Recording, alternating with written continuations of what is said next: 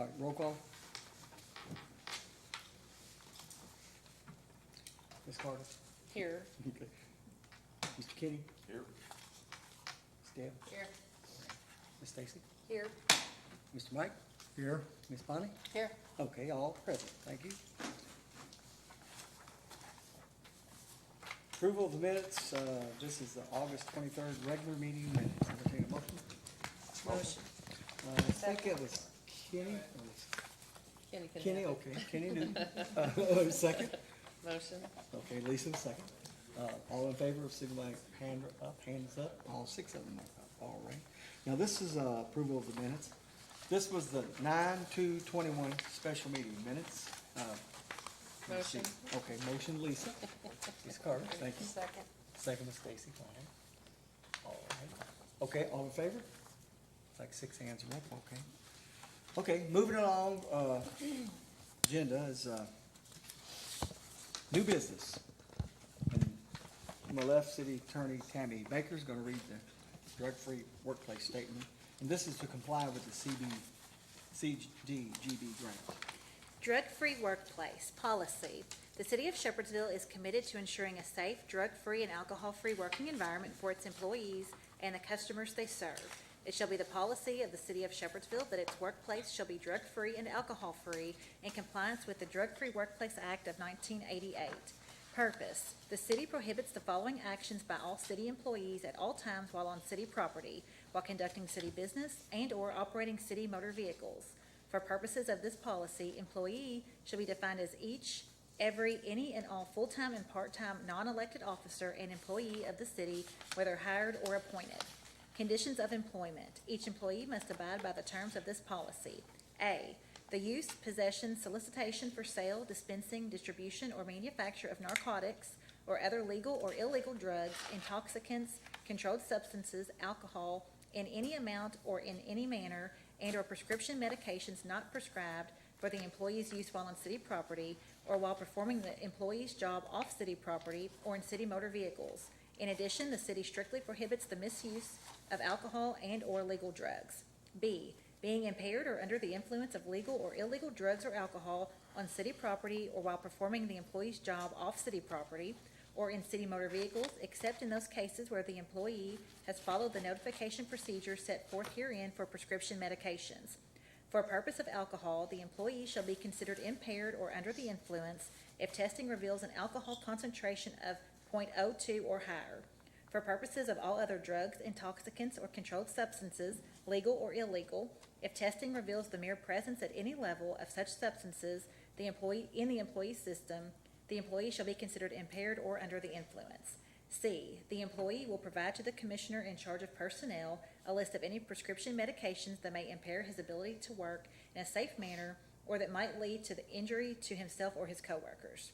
Pre-employment testing. It is the policy of the city to conduct pre-employment drug testing of all applicants in an effort to prevent hiring individuals who misuse alcohol and drugs.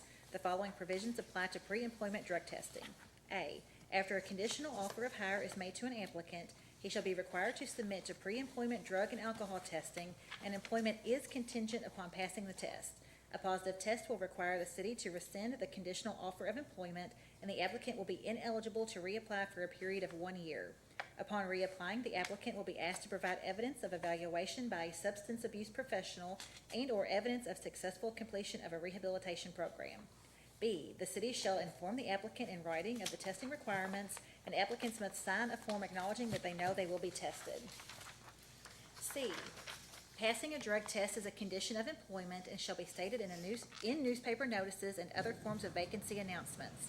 Offers of employment shall be contingent upon successfully completing a drug and alcohol test as a condition of employment. D, if a pre-employment drug test is canceled, the city shall require the employee or applicant or appointee to submit to and pass another test. Workplace incident testing. All city employees shall be required to submit to a drug and or alcohol test if he is involved in a workplace incident that results in injury to the employee or any other person, or if damage occurs to any property. If an employee is unconscious or otherwise unable to evidence consent to the testing procedure, the medical facility shall collect the sample, and the employee's prior signed acknowledgement of this policy on file with the city clerk shall be considered sufficient authorization to conduct the testing and obtain the results from the testing. Testing for alcohol must be completed within 8 hours, and the drug screen must be completed within 32 hours after the workplace incident. If testing is unable to be performed within the aforementioned timeframes, the employee's supervisor shall record the reason the testing was not so conducted. Failure to submit to the test, or if the employee tests positive for alcohol or drugs, shall constitute grounds for immediate termination. Reasonable suspicion testing. Alcohol and/or drug testing will be conducted if there is a reasonable suspicion that the employee is impaired or under the influence of legal or illegal drugs, intoxicants, controlled substances, or alcohol. The following provisions apply to reasonable suspicion testing. A. Reasonable suspicion testing must be based on specific, simultaneously describable observations concerning the behavior, appearance, actions, speech, or body or breath odors of the employee. B. The supervisor making the observations leading to a test under these circumstances must prepare and sign a record of his observations. C. Testing for alcohol must be completed within 8 hours, and a drug screen must be completed within 32 hours after the observation. If testing is unable to be performed within the aforementioned timeframes, the employee's supervisor shall record the reason testing was not so conducted. D. Failure to submit to the test, or if the employee tests positive for alcohol or drugs, shall constitute grounds for immediate termination. Okay, thank you. I think we were not a 100% drug-free workplace, now we are. Okay. There's no action on this one. Do we need to vote to adopt this I would. policy? Yeah, I Yeah, think we need to yeah. vote to adopt the policy. Okay, so, yeah, and this will be for starting today at 9/13/21. And we'll need to make sure this is in our policy manual, in our, the new policy manual we're gonna pass. Yeah, complete drug-free workplace. Okay, entertain a motion. Motion to adopt it. Second. Okay, it was Kenny first and then Deb was second. Okay, all in favor? Carries. Okay, Stacy, all hands up. Okay, it's all six. Okay, and like I said, we'll make sure, hey Darren, if you can make sure that's in the, okay, thank you, sir. All right, good. And that, we had to meet that criteria, we couldn't get that grant, so. All right, next, and this also pertains to the grant.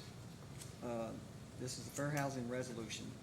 Tammy Becker's gonna read it. Fair Housing Resolution 2021-10. Let it be known to all persons of the city of Shepherdsville that discrimination in the sale, rental, leasing, financing of housing or land to be used for construction of housing or in the provision of brokerage services because of race, color, religion, sex, or national origin is prohibited by Title VII of the 1968 Civil Rights Act, Federal Fair Housing Law. It is the policy of the city of Shepherdsville to implement programs to ensure equal opportunity in housing for all persons regardless of race, color, religion, sex, or national origin. The Fair Housing Amendments Act of 1988 expanded coverage to include disabled persons and families with children, and HUD 2012 regulations expanded coverage to sexual orientation or gender identity. Therefore, the city does hereby pass the following resolution. Be it resolved that within available resources, the city shall assist all persons who feel they have been discriminated against because of race, color, religion, sex, sexual orientation, gender identity, national origin, disability, or familial status to seek equity under federal and state laws by filing a complaint with the U.S. Department of Housing and Urban Development, Office of Fair Housing and Equal Opportunity Compliance Division.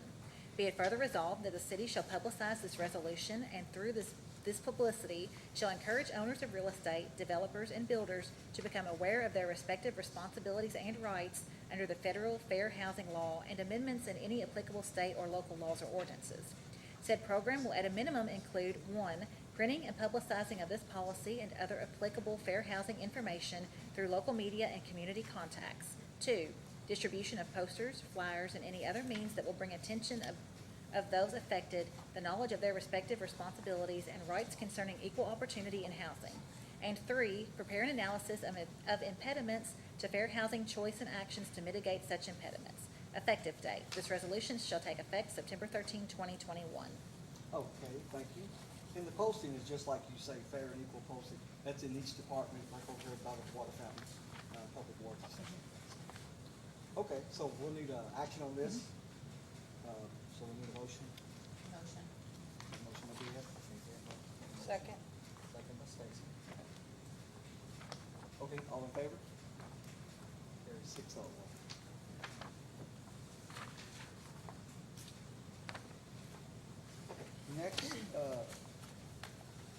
C is resolution for relinquishing ownership and maintenance of Alpha Way to the State Department.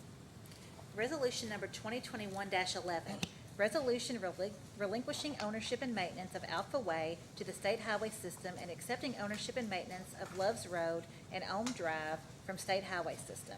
Whereas by this order, the duly elected representatives of the City of Shepherdsville, hereinafter called the City, are hereby notified that the Kentucky Transportation Cabinet, hereinafter called the Cabinet, has constructed new interchange access on I-65 at Elm Drive, located on the new alignment in said city, as described and as shown on the sketch map attached hereto, and the Cabinet, in an effort to provide a complete network of state routes supporting interregional mobility desires to accept Alpha Way into the state highway system, and desires to relinquish Loves Road and a portion of Elm Drive, not germane to the state system, to the city.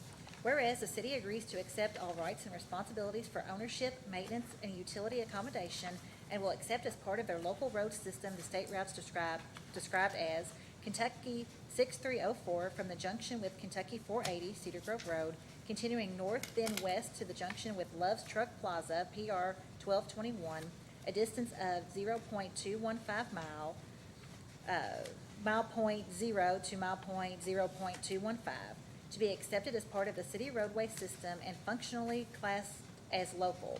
Kentucky 3538 segment, Elm Drive, from the junction of Elm Drive, CS 1260, and unnamed road, PR 1135, continuing west to the junction with Alpha Way, CS 1260, a distance of 0.210 mile, mile point 0.134 to mile point 0.340, to be accepted as part of the city roadway system and functionally classed as local. Whereas the Cabinet agrees to accept all rights and responsibilities for ownership, maintenance, and utility accommodation, and will accept as part of the state road system the following roadways described as Alpha Way, CS 1260, from the junction with Kentucky 480 Cedar Grove Road, continuing south to the junction of Elm Drive Connector, Kentucky 3538, a distance of 1.184 mile, mile point 0 to mile point 1.184, to be designated as a segment of state route number Kentucky 3538, and will be accepted into the state secondary system and functionally classed as urban minor arterial. Whereas the Cabinet shall retain jurisdictional authority and maintenance responsibility on the route being removed from the state system until the official order is complete. Now therefore be it resolved that the city will execute this resolution and thus hereby agrees to these conditions, and that a signed copy of the resolution be furnished to the Cabinet by City of Shepherdsville, Kentucky. All right, thank you. All right, so this here, we'll need a motion and a second. Let me see, is there any questions? We discussed that bridge before that crosses over. Yeah, Arthur, can you touch on that? Yeah, Arthur checked on that. The bridge. About the bridge, yeah. Absolutely, yeah. The bridge will still remain under District 5 jurisdiction. The state will still be responsible Yes. for perpetual maintenance and repair and inspection of the bridge because it is of a certain size. So it still stays within the state maintenance schedule, but the roadway itself will be of us to plow and maintain, control access and all that. Okay, all right, thank you. Good question. Motion to accept the resolution. Okay. Kenny made that? Second. Okay, second by Stacy. Okay, all in favor? Carry 6-0. Okay, thank you. All right, next, first reading, ordinance 021032.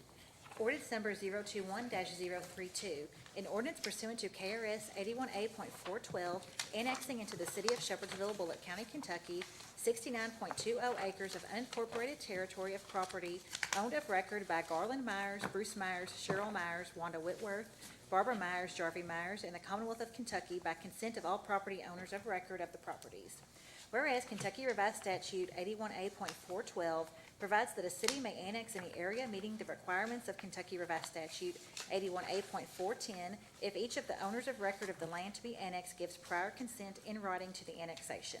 Be it ordained by the City of Shepherdsville, Bullitt County, Kentucky. Section 1. The City of Shepherdsville, Bullitt County, Kentucky finds that the areas to be annexed, described in and depicted on the attached Exhibit A, and incorporated herein by reference as if set out in full, were adjacent or contiguous to the city's boundaries at the time the annexation proceeding was begun.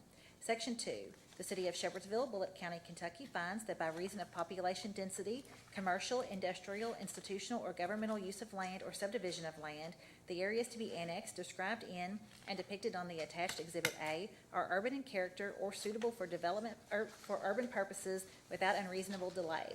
Section 3, the City of Shepherdsville, Bullitt County, Kentucky finds that each of the owners of record of the land to be annexed, described here and below, has given consent in writing to the annexation. Section 4, the City of Shepherdsville, Bullitt County, Kentucky does hereby annex the territory described in and depicted on the attached Exhibit A. Section 5, this ordinance shall take effect upon publication. Section 6, should any section, clause, line, paragraph, or part of this ordinance be held unconstitutional or invalid for any reason, the same shall not affect the remainder of this ordinance. Section 7, parts of any ordinances in conflict with this ordinance are hereby repealed. Given first reading at a regular meeting of the City Council of the City of Shepherdsville, Bullitt County, Kentucky on the 13th day of September 2021. To be given second reading at a regular meeting of the City Council of the City of Shepherdsville, Bullitt County, Kentucky on the 27th day of September 2021. Alrighty, thank you.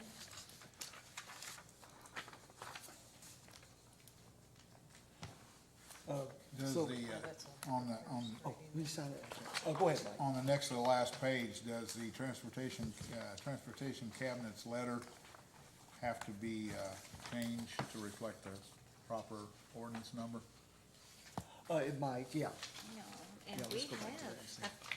what's the date on that letter? Because we have an updated letter, I September believe. 18th. September 18th, and they refer Oh, we to- have an update, I believe we received an Yeah. updated letter. Well, We have an oh, updated have letter, we'll you? get you all a copy, yeah. Okay, Because that was 2020. Yeah, if you all recall, we did a first reading on this same exact annexation approximately a year ago in 2020. We ran a sewer line to Burnham Middle School right down the middle of this property. Yeah. And the owners decided at that time, a year ago, to pull the annexation, but they want to go forward again. So it's the same exact thing we were trying to do a year ago. Okay. Yeah, but we do have an updated letter from the state. Okay, next, now, I'm gonna put, new business or be an E entered into there, that's the drink ordinance that we've discovered that we need to amend for the, package restaurant versus the, Just to add a license. just to add a Yeah. license on, okay. Ordinance number 021-033, an ordinance amending ordinance 014-151 and 021-029, and repealing ordinance 09-778, and establishing times that distilled spirits, wine, and malt beverages may be sold within the municipal boundaries of the City of Shepherdsville. Whereas the City Council of the City of Shepherdsville, pursuant to KRS 244.290, has determined it to be in the best interest of the health, safety, and welfare of its citizens to establish the hours during which distilled spirits, wine, and malt beverages may be sold within the municipal boundaries of the City of Shepherdsville, and now therefore be it ordained by the City of Shepherdsville, Bullitt County, Kentucky, Section 1, distilled spirits, wine, and malt beverages may be sold by the package and by the drink during the hours of 6 a.m. to 2 a.m., Monday through Saturday by authorized license holders. Section 2, distilled spirits, wine, and malt beverages may be sold by the package and by the drink during the hours of 12 p.m. to 12 a.m. on Sundays by authorized license holders. Section 3, a Sunday sales license must be obtained for any business operating pursuant to Section 1 or Section 2 herein. The fee for said license is $300 per annum. Section 4, the City of Shepherdsville Ordinance 009-778 is repealed in its entirety. Section 5, this ordinance shall take effect upon publication. Section 6, should any section, clause, line, paragraph, or part of this ordinance be held unconstitutional or invalid for any reason, the same shall not affect the remainder of this ordinance. Section 7, parts of any ordinances in conflict with this ordinance or any part of this ordinance are hereby repealed. Given first reading at a regular meeting of the City Council of the City of Shepherdsville, Bullitt County, Kentucky on the 13th day of September 2021. To be given second reading at a regular meeting of the City Council of the City of Shepherdsville, Bullitt County, Kentucky on the 27th day of September 2021. And Mayor, what I did, I went ahead and put the full previous ordinance in this one, stating the times, and then adding the license. That way, we really can disregard that previous ordinance. Everything we need is right here in this ordinance. That's why I restated all the times. Nothing about that changed. The only change was the addition of the license, the Sunday sales license. Okay, thank you so much, that'll help them with the window, because Yeah. they're coming up there and Yeah. everyone said we didn't have to pay the fee, because the others Yeah. didn't pay it, so. Yes. All right, so thank you for clarification. Thank you, council, for that. Like I said, that's the first reading, though, with it. Yes. Okay, good. Okay, next, will be old business, and, second reading of ordinance 02103. Summary of ordinance number 021-030 and ordinance amending ordinance 019-283 and adopting a personnel and pay rate classification plan for city employees and non-elected city officers for the city of Shepherdsville, Bullitt County, Kentucky. In summary, Section 1 sets forth that Section 41 is amended to reflect that each individual sewer employee holding a Class 3 collections or treatment license shall receive an additional $2 per hour separate and distinct from all other raises. Section 2 sets forth that Section 43 is amended to reflect that vacation time and PTO time shall accrue to an employee as of January 1 of each year, and annual raises shall go into effect on January 1, calculated on base salaries, and shall be renewed and updated annually. Section 3 sets forth severability clause. Section 4 sets forth publication requirement. Section 5 sets forth the repealer clause. Thank you, thank you. All right, then this is a second reading, so we need Yes. action on that. I'll make a motion. Good night. Okay, it was Stacy. Hold on, Mike, hold on just a second. Stacy was first and Bonnie second. Okay, Mike, go ahead, questions. Hold on just a second.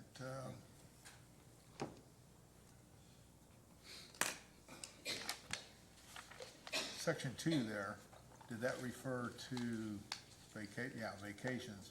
Vacation and PTO. It was supposed to be PTO as well, so I added in PTO. It was supposed to be PTO Aren't as well as those, vacation. aren't these issues addressed in the policy and procedure manual?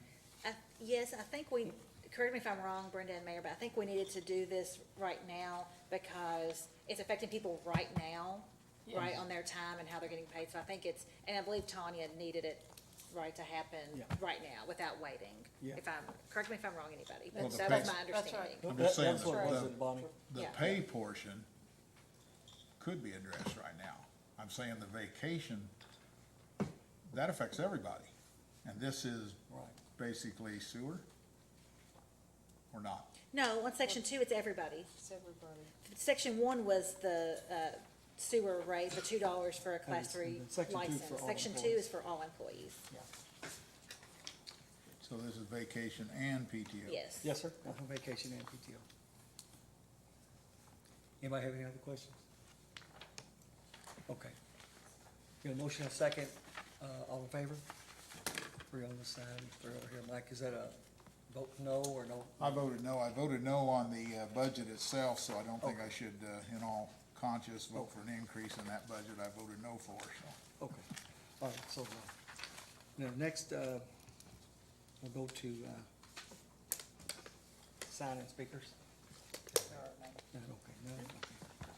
All right, Arthur, you got anything? Okay.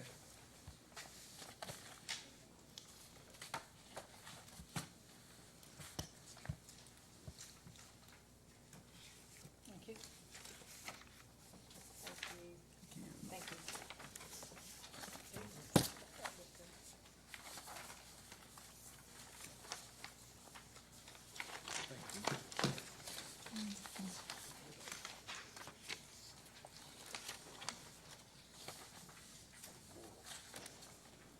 I should have looking at it, but I don't know. That's like a hot wire. You ain't gonna tell us somebody got his heart right now, electrocuted? Hope not. Correct, I'm not.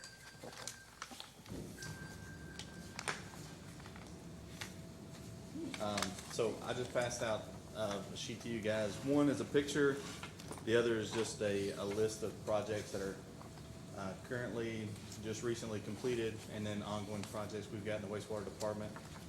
The picture you see there is an exposed conduit, the power feed that goes to our aerator for our oxidation ditch. So about a week and a half ago, Friday, September the 3rd, we get an alarm from the wastewater treatment plant. Everything shuts down, generators kick on, everything's going crazy.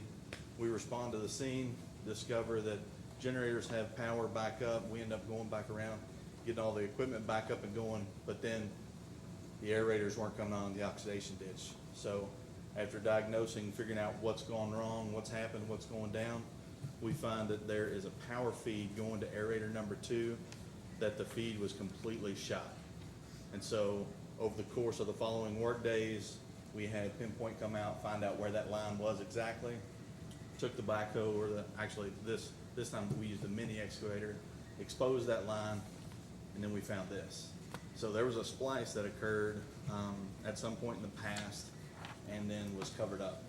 And so we've now exposed that splice and gotten quotes to have that repaired properly. And so we're in the fix. But that's what this picture is a holy crap moment that we had, and now we're in the midst of the repairs. And so that's just one of the projects that's kind of ongoing at the moment. You'll see it in the list. Recently completed projects include the repair rails for Big O Pump Station. Essentially, you've got these pumps that are mounted on rails so that when they go down, they secure to the bottom of the force main to be able to pump the water up and out. Those rails were being twisted by the torque of the motor of the pump, and so those rails have been re-secured and welded in place so that we can get those pumps out in the future, because we did have a pump trapped. But once we got that repaired, we were able to cover the pump, repair the pump, and now it's back in operation. The guys got it in today and put it back into normal operation at Big O. Last Sunday at approximately 11:50 a.m., I get a phone call from Scott Fleming, says, hey, we've got a pump station on fire, Industrial Park. We need to respond immediately. Our guys were on site in just a few moments. Got another call from Lane Troutman, our fire chief, letting me know that we had a pump station on fire. Turns out it was the meter box. So where the main power feed comes into the pump station, the meter box that keeps track of how much energy we're using, that meter box went up in flames. It melted that entire housing and everything around it. So Salt River Electric repaired the main feed. We had Hadley Electric on scene, replace the meter. Our guys were able to diagnose and fix the starters and the overloads that had been fried. And then we had Blue Tank on scene to be able to bypass that pump station for a few days while we were able to make all those repairs. Successfully, we're back to normal operation. So after all that happened, we've come through it. We're back to normal today. Pump repairs at Big O Pump Station, I mentioned that. River Oaks Pump Station, Hoodow, and then current projects that you guys may or may not have seen in recent purchase orders include Blue Lick School Pump Station. That rehabilitation that you guys awarded a few months ago is getting ready to happen. The pumps have now, they're telling me that they're gonna be in the next week and a half. And so as soon as those pumps come in, the contractor's gonna be on scene. They're gonna be doing a bypass with 5 pumps from 3 locations in order to be able to shut that pump station down, replace everything, and then bring it back up to where it needs to be. VFW pump station revitalization. We're putting new suction pipes into that pump station, as well as a new control panel and a new motor. That's all been ordered, and the parts are now on site. And so JAGS Environmental is gonna be on site later this week or next week to start getting all that put in place so that VFW has fewer issues in the future. The Jack and Bore project for the gravity sewer under Highway 61 is right in front of DG Industries. That is the gravity line that would connect DG Industries and the asphalt plant across the street into the 18-foot gravity sewer line that comes from Jim Beam. Burnham Sewer Interceptor that's currently undergoing construction. I've asked for an update from the contractor today. I've yet to receive word back, but they've got everything done except for the Jack and Bore under 245. And so once that connection is made, then Burnham Middle School will be online for sewers, and then they'll start generating a bill for those guys. Sewer office layout, currently working with a couple different contractors for design of exactly how those will be laid out. And then I'll be getting those to you guys with numbers and budget estimates and whatnot as soon as we've got more information. Camera truck, we've spec'd all those out. We've interviewed like 5 different suppliers for those. And then we're hoping to be able to use Sourcewell, which is a national company that bids out all of this work in order to be able to procure that camera truck. So we've got all the specs on that, and I can get you guys a bid sheet if you guys would like to see it. Main pump station number 1, rail repair and force main. So main pump station number 1, those pumps are about 125 horse. They're bigger than me. They weigh about 3,200 pounds apiece. And so whenever they turn on or whenever they have debris come through them, the moment of inertia that is created from that pump is insane. You can feel the pump when it comes on, and you're standing 70 feet above it. And so we're talking about a lot of power coming through those pumps. Those rails on pumps 3 and 4 are now twisted, just like Big O, but Big O was only 20 feet deep. And main number 1 is 65. So that's a problem. We've got a contractor right now and then a supply house where we're securing stainless steel brackets and stainless steel anchor bolts so that we can better secure those force mains and the rails to the concrete wall. So instead of coming back every year to refix this and bolt it back together, we can get a permanent solution so that we're not revisiting this issue. I talked about the aerator failure at the at the treatment plant. That's what that picture was. I've got a quote today that gives us the option to either put in double splices to get us back up and running as is, or to repair the conduits, re-pull the wiring, and then put in a VFD to control that. So we're evaluating that today and tomorrow. We'll pull the trigger in the coming days to go ahead and get that repair made. Polymer feed pump failure and replacement.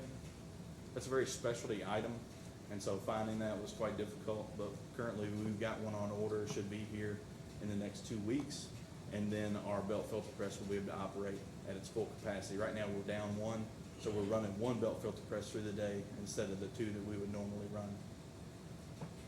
Headwork screen transformer failure, that happened today, and Jeremy Keith was able to contact Bright, get that on order, and so hopefully here in the next couple days we can get our bar screen back up and running. But hopefully that's all it takes, is just the transformer that failed, and there won't be ancillary problems. If there are, we'll keep chasing that rabbit until we ground it. But